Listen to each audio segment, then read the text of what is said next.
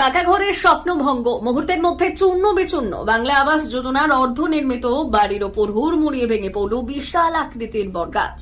জানা গিয়েছে বলরামপুর ব্লকের খেকড়িডি গ্রামের বাসিন্দা পুস্তি টুরুর স্বামী মারা গিয়েছেন কয়েক বছর আগে। নিঃসন্তান পুস্তি একাই থাকে, সংসার চলে দিনমজুরির কাজ করে। সরকারি আবাস যোজনায় বরাদ্দ পাওয়ার পর প্রথম কিস্তির 60,000 টাকা হাতে পেয়ে বাড়ি তৈরির কাজ শুরু করেছিলেন। দ্বিতীয় কিস্তির অর্থ পেলে তিনি সেই কাজ শেষ করার আশায় ছিলেন, কিন্তু সেই স্বপ্ন বুধবার রাতে ধূলিসাৎ হয়ে গেল এক দুর্ভাগ্যজনক ঘটনার কবলে পড়ে।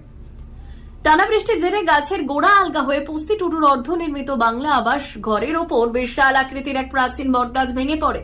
মুহূর্তের মধ্যে চূর্ণ বিচূর্ণ হয়ে যায় সম্পূর্ণ বাড়ির দেওয়াল। কিন্তু প্রাকৃতিক দুর্যোগ তার সেই স্বপ্নের ইট, কাঠ, সিমেন্ট সবকিছু ভেঙে গুড়িয়ে দিল। অর্ধনির্মিত দেওয়াল ভেঙে পড়েছে, ছাদ তৈরি হবার আগেই সবকিছু ধসে পড়েছে।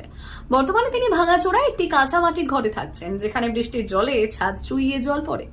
পুস্তি টুটু বললেন, স্বামী নেই, ছেলে মেয়েও নেই, থাকি একা। অনেক কষ্ট করে দিনমজুরির টাকা একটু একটু করে এই বাড়ির কাজ শুরু করেছিলাম, এখন আবার সব শেষ। প্রশাসনের কাছে আবেদন যেন আমার বাড়িটা তৈরি করে দেওয়া হয়। ঘটনার খবর পেয়ে বন দপ্তরের কর্মীরা বটগাছটি সরানোর কাজে হাত লাগিয়েছেন। অন্যদিকে বলরামপুর সমষ্টি উন্নয়ন আধিকারিক সৌগত চৌধুরী জানালেন, ঘটনাটি শুনেছি, আগামীকাল ঘটনাস্থল পরিদর্শনে যাব। প্রশাসনের পক্ষ থেকে যা সহযোগিতা করা সম্ভব আমরা করব। পুস্তি টুটুর মতো অসহায় মানুষদের পাশে দাঁড়ানো এখন প্রশাসনের একান্ত দায়িত্ব, এমনই মত জানিয়েছেন স্থানীয় বাসিন্দারা।